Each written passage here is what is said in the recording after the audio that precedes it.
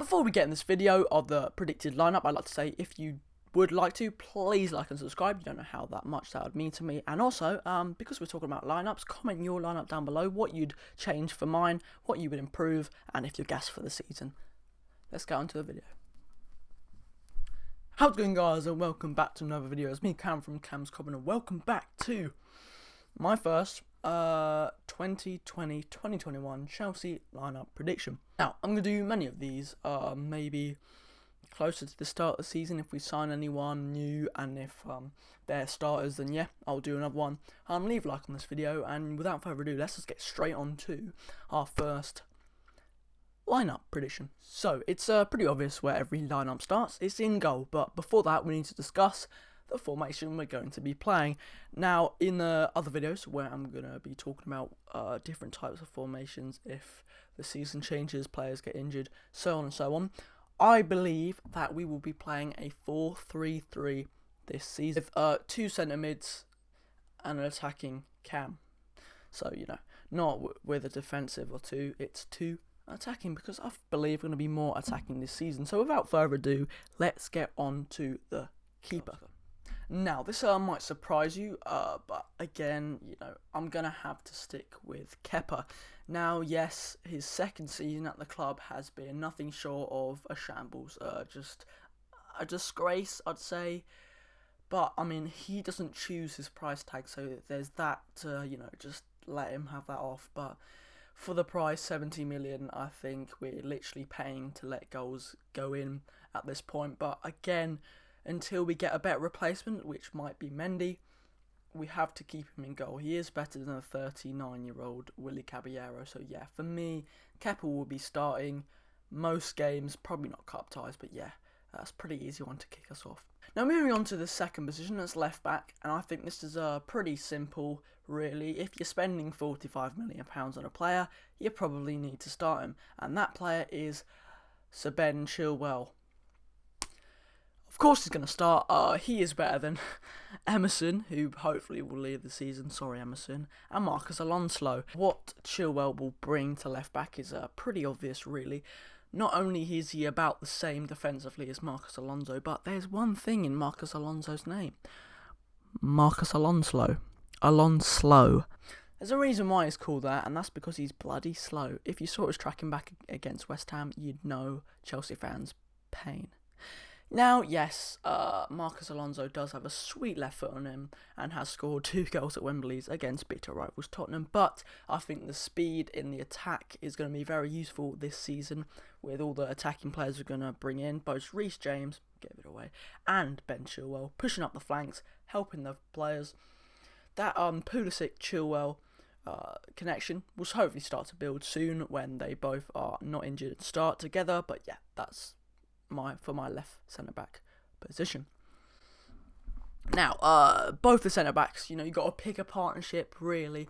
For the majority of the year, you want to keep centre backs the same, because that's what we did last season. That's why we had a lot of defensive frailties, because we kept switching centre backs left, right, and centre every week. That's why I don't think our defence was that great last season. But yes, I'm gonna stick with one. Hopefully, they can grow a connection, a partnership together, and which will be very useful. For me, it is both Thiago Silva and Kurt Zouma. Now, there's a reason for this. On the back end of the year, Kurt Zouma, just that last-ditch challenge against Crystal Palace, kind of encapsulated the last period of the season. I think he was our best centre-back at the end. I would love for Tomori to start, but he hasn't been getting those minutes recently, and, you know, you can only play... we can only see what you're like if you actually play. So yeah, for me it will be Kurt Zouma, and to pair alongside him, the gargantuan free signing we made this summer. Oh, Thiago Silva. Hopefully, Thiago Silva will, you know, go on leaps and bounds in the Premier League. I don't think it will be a challenge for him. He is a big lad. He works on his physique. He's 35, yes, but got a body of a 30-year-old, which is great. And yet, the French-speaking system, you know, you got to have communication when you're at the back, not just screaming at Kepa to get the ball, because, you know, he won't understand Kepa. So, you know, you need to get that French connection going in, and I think that would be beautiful centre-back partnership, and hopefully cut off a couple goals we let in last season. Yeah. On to right back. Now, yes, right back is a controversial one. I think Lampard is gonna again become more attackingly minded this season. So I think Reece James is probably a better right back than Big Dave, Aspi. I mean, it is sad because Azpilicueta has been the most consistent player since 2013 for Chelsea. I think he's played the most minutes, barely gets injured apart from the FA Cup final, which, you know, just is testament to what went wrong in that game. It's kind of sad. But anyway, you will probably be seeing Dave become more of a centre-back this season. But again, he can put in a shift at right back. But I believe Reece James, just his whip, his crossing ability, his speed, his strength, his just agility, is going to be great. And what we saw against Brighton was the link up between Reece James and Hakim Ziyech, which, you know, was starting to build. And if we keep that going, we're in very good hands for the future. Now, moving into the midfield, it's going to be a tad bit different because this is where I believe all the controversy is going to be, because we're loaded in the midfield with our Kovacic's, our Jorginhos, our Barkleys, our Drinkwaters, our Mounts, our Havertz, our Ampadu, our Conor Gallagher's, so on and so forth. We are stacked. There's no way around it. We have a lot of centre mids, a lot of cams, a lot of defensive mids, and we need to really. I'm coming back because I was chatting was in the first bit I was talking about. I actually did it. I was setting a different formation to what the graphics I'd prepared was saying. So basically, if you see the graphics are different, then just don't hold me against it. But this is what I was supposed to say. Kante as a lone DM, because I was saying in this video that I recorded, his best position is a lone DM. So why the fuck wouldn't I put him there?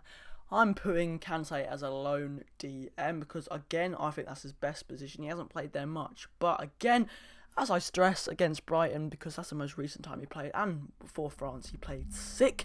It was intercepting the ball, vintage Kante here and there. It was great. So that's why I'm going to play him as a lone DM. I'm going to play a DM with two guys, centre mids there. And on the left centre mid, I'm going to play Mason Mount, because again, Mason Mount has favoured the left side. He's played left wing a couple of times this season, and just him drifting over the left side. He works hard. He's a bulldog. He is Mason Mount. He has the same sort of energy engine as Kante. So yeah, him veering over to the left side of the centre channel was where I believe he's going to be at. Because not as defensive as Kovacic, which is what the whole controversy is, whether it should be Kovacic or Mount. But as I stress, we're playing so many games this season that it doesn't really matter who plays, because it's going to be all just jumbled up and varied up. So Kova and Mount might play similar times, but for me personally, I think Mount should start because he has better attacking impetus than Kovacic, not as well defensively, but he does work hard and almost is as good as Kovacic's dribbling. But, you know, there's a reason why Kova was our player of the season, and that's probably it. For a couple games of Leverkusen has played right wing, so yeah, he can favour that side. And again, he's left-footed like Hakeem the Dream, so he can cut in and whip the balls across. Again, in the video I just recorded, I said yes, I'd play him cam because that's where he's best at. But again, the formations don't constrict you, confine you to that. You are allowed to move, and I believe that Havertz is going to be more attacking than Mount. Mount will be in the centre just trying to win back the balls. And of course, further back, Kante will be trying to intercept, poaching, but still getting forward, because that's what Kante does. He scores the occasional goal because, you know, he plays for Chelsea and we're a beautiful attacking team. So yeah. And the most exciting thing about Chelsea's team this season is the front three. Now, I'm going to have to put my Sherlock Holmes hat and magnifying glass together to work out this front three, because it's going to be very tough. Oh wait, it's not. Injuries aside, this front three is pretty obvious and a sight to behold if you're a Chelsea fan. On the right, Hakim Ziyech, Hakim the Dream, the magic man from Amsterdam, the Moroccan fez-wearing, food-loving, left-foot wonder that is Hakim Ziyech, the wizard. He will be a reinvention a reinvented, a reincarnation of the Iron Robin, the left-footed right winger, cutting in. Just, you know the drill with so yeah, he's again one of the most exciting signings for Chelsea because he's gone under the radar. We signed him back in February for what a price, £37 million. When I believe the Premier League will see that he's a better player than Bruno Fernandes. Sorry. For cheaper and, you know, just in a better team, in my opinion. That's going to be great on a right. Just Hakeem the Dream, making me cream.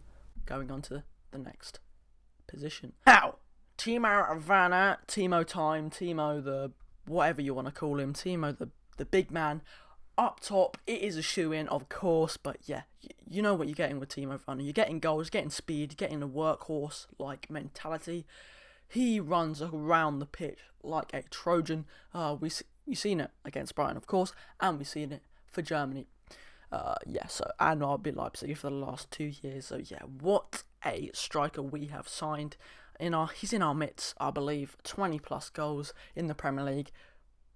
Incoming for Timo Werner, and there's not a lot to say really. He is an absolute gem of a striker. I can't believe we've gripped him from both Liverpool and Pep City. So that is just the pull of Frank Lampard, and just gonna make me cream like Hakeem the Dream. Now, of course, at the start of the season, I believe Callum Hudson-Odoi is going to frequent this position because, you know, that he is our second best left winger.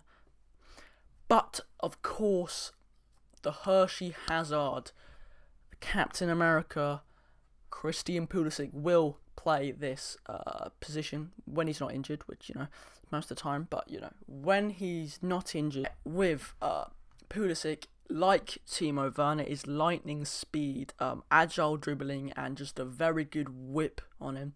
A crossing ability, which, you know, if Giroud was playing, you know, Timo Werner's going to lap him up as well. But, you know, we've seen against Norwich those whips to Giroud. He has a lot of assists this season and goals for a reason, because he is amazing. He's our captain. He's our just yank in our team, and, you know, this is going to be an insane team for Chelsea, and that is my lineup. Just excited for the season, really. A week to go. Thank you guys for watching. That has been me, Cam. This has been my predicted lineup. Again, leave a comment below what your lineup's going to be and how you'd change mine. But without further ado, thank you guys for watching. See you in the next video. Have a good week.